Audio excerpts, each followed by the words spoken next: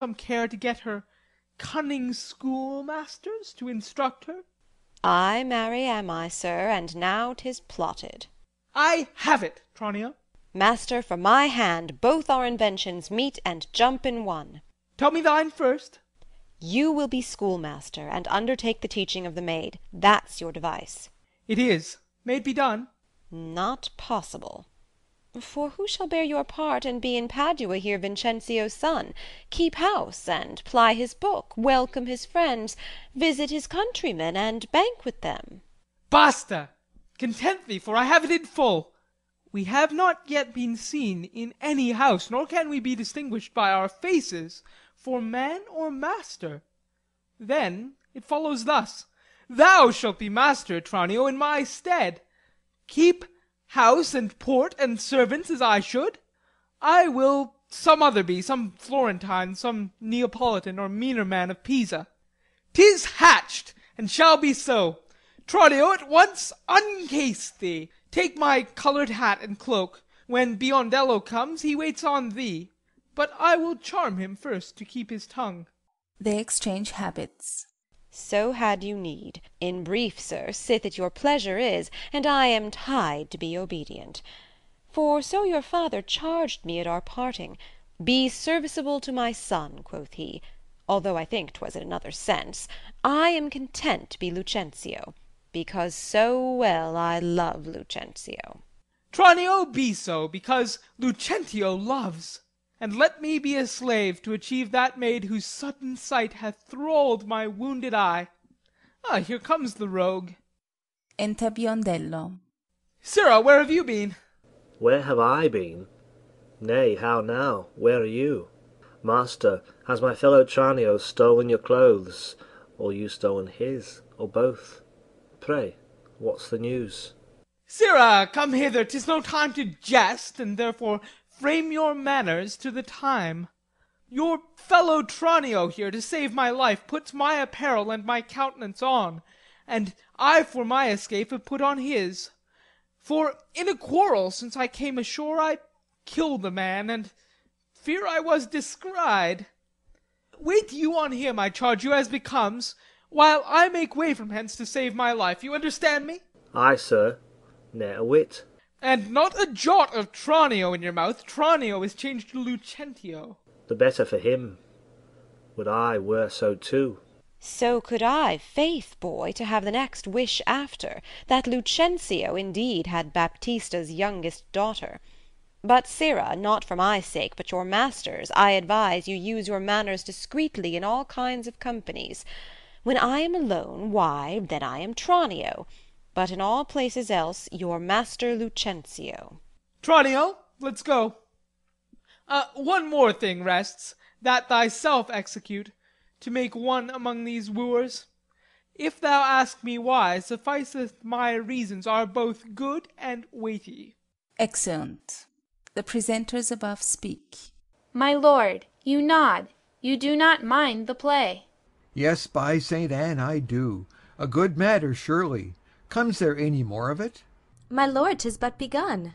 'Tis a very excellent piece of work. Madam Lady, would 'twere done. They sit and mark. Scene 2. Padua. Before Hortensio's house. Enter Petruchio and his man Grumio. Verona, for a while take my leave, to see my friends in Padua, but of all my best beloved and approved friend, Hortensio, and I trow this is his house.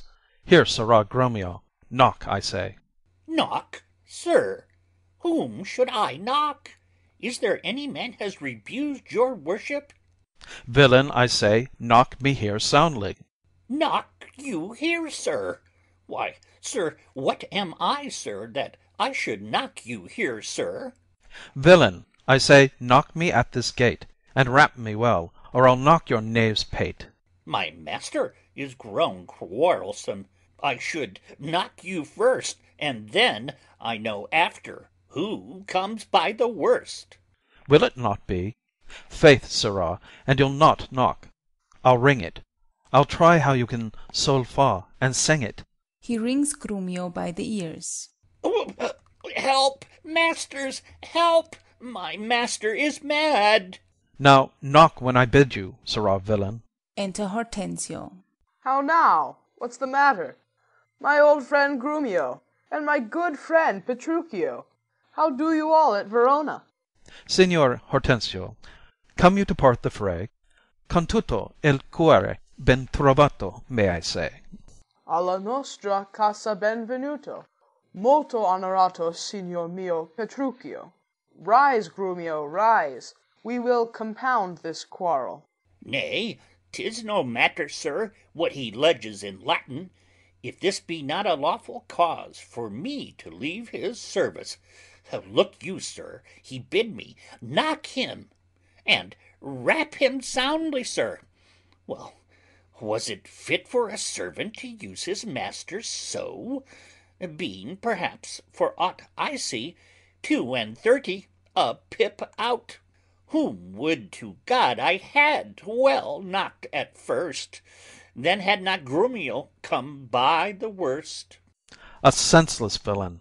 Good Hortensio, I bade the rascal knock upon your gate, and could not get him for my heart to do it. Knock at the gate? Oh, heavens! Spake you not these words plain? Sirrah, knock me here, rap me here, knock me well, and knock me soundly, and come you now with knocking at the gate?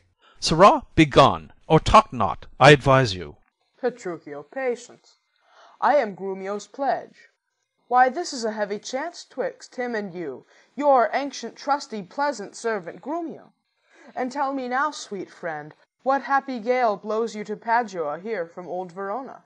Such wind as scatters young men through the world to seek their fortunes farther than at home, where small experience grows, but in a few. Signor Hortensio, thus it stands with me. Antonio, my father, is deceased, and I have thrust myself into this maze, haply to wive and thrive as best I may. Crowns in my purse I have, and goods at home, and so am come abroad to see the world. Petruchio, shall I then come roundly to thee, and wish thee to a shrewd ill-favoured wife? Thou'dst thank me but a little for my counsel, and yet I'd promise thee she shall be rich, and very rich, but thou'rt too much my friend, and I'll not wish thee to her. Signor Hortensio, twixt such friends as we, few words suffice, and therefore, if thou know one rich enough to be Petruchio's wife, as wealth is burden of my wooing dance, be she as foul as was Florentius' love, as old as Sibyl, and as cursed and shrewd as Socrates' Xanthippe, or a worse, she moves me not, or not removes, at least, affection's edge in me. Were she as rough as are the swelling Adriatic seas, I come to wive it wealthily in Padua, if wealthily, then happily in Padua. Nay, look you, sir, he tells you flatly what his mind is. Why, give him gold enough, and marry him to a puppet, or an aglet baby, or an old trot with ne'er a tooth in her head, though she has as many diseases as 52 horses. Why, nothing comes amiss, so money comes withal. Petruchio, since we are stepped thus far in, I will continue that I broached in jest. I can, Petruchio, help thee to a wife, with wealth enough, and young, and beauteous, brought up as best becomes a gentlewoman. Her only fault, and that is faults enough, is that she is intolerable, cursed and shrewd and forward, so beyond all measure, that, were my state far worser than it is, I would not wed her for a mine of gold. Hortensio, peace! Thou know'st not gold's effect. Tell me her father's name, and 'tis enough, for I will board her, though she chide as loud as thunder when the clouds in autumn crack. Her father is Baptista Minola, an affable and courteous gentleman.